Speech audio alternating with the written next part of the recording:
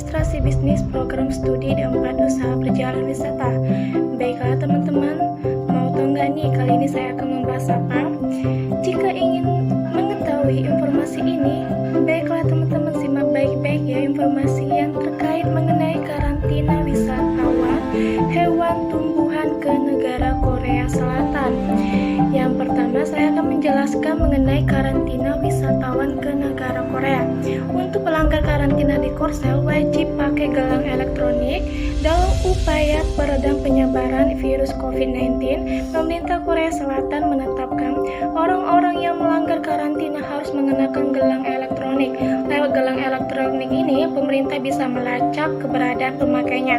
Wakil Menteri Kesehatan Kim Gan Lim mengatakan orang-orang yang menolak mengenakan gelang elektronik setelah melanggar peraturan karantina akan dikirim ke sebuah tempat penampungan dan mereka juga diminta untuk membayar biaya akomodasi pada saat di tempat penampungan. Untuk pelanggar karantina, pemerintah Korea Selatan menetapkan no toleransi terhadap mereka yang melanggar peraturan karantina. Yang melanggar bisa dikenakan hukuman setahun penjara atau denda 10 juta won dan juga sekitar 127 juta rupiah. Warga asing yang melanggar akan dideportasi. Orang-orang yang diharuskan berada dalam karantina telah diwajibkan mengunduh aplikasi untuk ponsel pintar yang bisa digunakan pihak berwenang untuk melacak keberadaan. Namun sejumlah orang sudah tertangkap sengaja meninggalkan telepon genggam mereka di rumah. Misalnya nih, seorang mahasiswa asing meninggalkan rumahnya untuk melihat bunga-bunga pada saat musim semi dan meninggalkan telepon genggamnya, dan juga pas ditelepon tidak menjawab, aparat berwenang mendatangi tempat tinggalnya. Mahasiswa asing itu kemudian dideportasi dan gelang elektronik yang kini digunakan untuk pelanggar karantina akan berkomunikasi dengan aplikasi ponsel pintar lewat Bluetooth dan memberikan informasi kepada pihak berwenang. Dan jika orang itu meninggalkan, maka itu akan dikenakan hukuman di negara Korea. Di masa pandemi ini, negara di dunia yang membatasi traveler untuk datang, namun terdapat pengecualian atau dengan syarat untuk beberapa orang yang ingin masuk ke negara Korea, yaitu syarat dan ketentuannya di antara lain yang pertama pengecualian pembatasan masuk. Untuk warga negara Korea Selatan, baik itu penduduk tetap, pasangan, dan anggota keluarga, itu diizinkan untuk masuk ke negara Korea. Persyaratan masuk ketambahan, semua penumpang yang bepergian dari Hong Kong atau Makau harus bepergian dengan telepon seluler yang berfungsi dan nomor telepon yang dapat dihubungi. Dan selanjutnya pada saat kedatangan, petugas karantina atau migrasi setempat akan memverifikasi nomor kontak penumpang. Jika proses verifikasi tidak berhasil, penumpang akan ditolak masuk ke Korea Selatan. Tindakan karantina, semua penumpang yang tiba di Korea Selatan harus menjalani karantina selama 14 hari setelah masuk. Orang yang dengan visa jangka pendek atau tempat tinggal domestik dikenai karantina di fasilitas pemerintah dengan biaya sebesar 1.400.000 won atau sekitar 16 juta rupiah. Semua penumpang harus menginstal aplikasi Self Diagnosis Mobile saat memasuki ke Korea. Tentang karantina, selanjutnya adalah karantina hewan. Pertama, penyampaian rencana impor hewan. Rencana impor hewan harus disampaikan ke kantor kecamatan sebelum impor hewan sesuai dengan peraturan terkait. Dan kedua itu laporan kedatangan, sangat penting ya teman-teman. Importir hewan harus melapor ke kantor distrik melalui telepon atau tertulis tentang kedatangan hewan dan rencana rinci pembongkaran dan pengangkutan.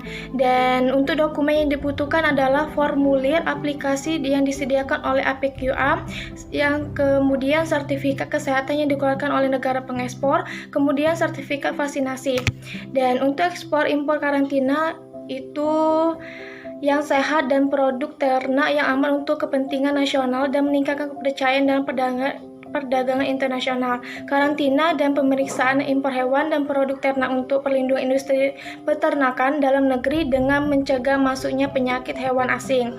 Item yang dikenakan layanan karantina antara lain: pertama, hewan berkuku belas seperti sapi, babi, rusa, kemudian hewan soliped seperti kuda, badak, dan lain-lain, kemudian hewan peliharaan, unggas, hewan liar dan burung, dan juga ada mamalia, dan juga ada produk hewani seperti daging, tandur rusa, kulit mentah, dan bulu hewan, tepung tulang, dan lain-lain. Penelitian dan pengembangan langkah-langkah pengendalian terhadap penyakit hewan eksotik dengan menggunakan biaya laboratorium penelitian penahanan yang tinggi. Misalnya nih ya teman-teman, impor kucing dan anjing yang berumur 90 hari atau lebih.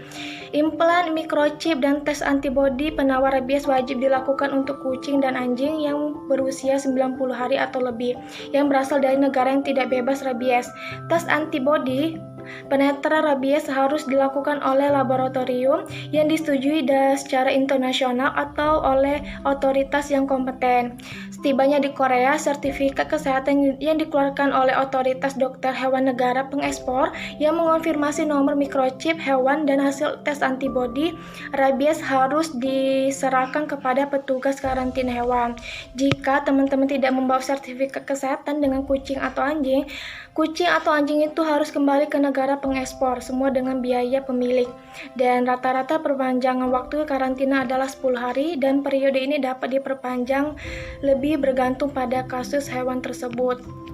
Selanjutnya saya akan menjelaskan mengenai karantina tumbuhan. Karantina tumbuhan ini sangat dibutuhkan sertifikat fitosaniter. Setiap orang yang bermaksud untuk mengimpor tanaman atau wadah terkait dan pengemasan untuk tanaman harus melampirkan sertifikat fitosanitari yang sesuai dengan formulir sertifikat fitosanitari sebagaimana ditentukan oleh Konvensi Perlindungan Tanaman yang internasional dan dikeluarkan oleh otoritas pemerintah negara pengekspor. Namun demikian, ini tidak berlaku untuk kasus-kasus yang termasuk di antara lain yang pertama, dalam hal mengimpor dari negara yang tidak mempunyai kewenangan pemerintah yang bertanggung jawab di bidang karantina tumbuhan. Lalu dalam hal mengimpor melalui tes tangan atau surat. Kemudian dalam kasus lain di mana sulit untuk menyertai sertifikat fitosanitari yang ditetapkan oleh Ordonansi Kementerian Pangan, Pertanian, Kehutanan, dan Perikanan.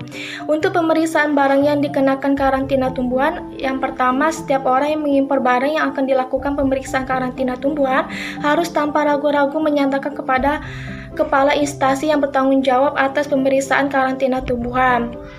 Dan juga yang kedua, pemeriksaan karantina tumbuhan jika mencurigai terdapat hama penyakit karantina akan dilakukan pemeriksaan karantina tumbuhan atau meyakini adanya kekhawatiran penyebaran hama masuk ke kapal, kendaraan, ke pesawat udara sebelum izin memeriksa item yang ditunduk pada inspeksi karantina tumbuhan. Dan yang ketiga, kepala pos yang bertanggung jawab atas pelaksanaan prosedur kepabeanan setelah menerima bungkusan pos yang berisi kiriman yang diperiksa karantina tumbuhan atau yang diduga mengandung kiriman yang diperiksa pada saat di karantina tumbuhan segera melaporkan kepada Kepala Badan Pemeriksa Karantina Tumbuhan.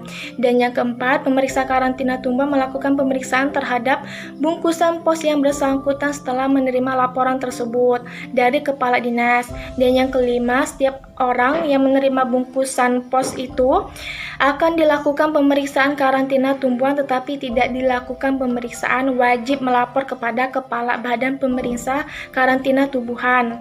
Dan yang keenam, pemeriksa karantina tumbuhan dapat memeriksa bahan pengemas kayu kiriman impor yang ditetapkan oleh Menteri Pangan, Pertanian, Kehutanan, dan Perikanan terhadap keberadaan OPT atau potensi OPT. Baiklah, itu saja yang dapat saya sampaikan. Semoga bermanfaat untuk teman-teman semua. Dan jangan lupa subscribe dan like-nya ya teman-teman. Dan saya akhiri, nun wa qalami wa mayaskurun. Wassalamualaikum warahmatullahi wabarakatuh. Salam pesona Indonesia, wonderful Indonesia. Almost so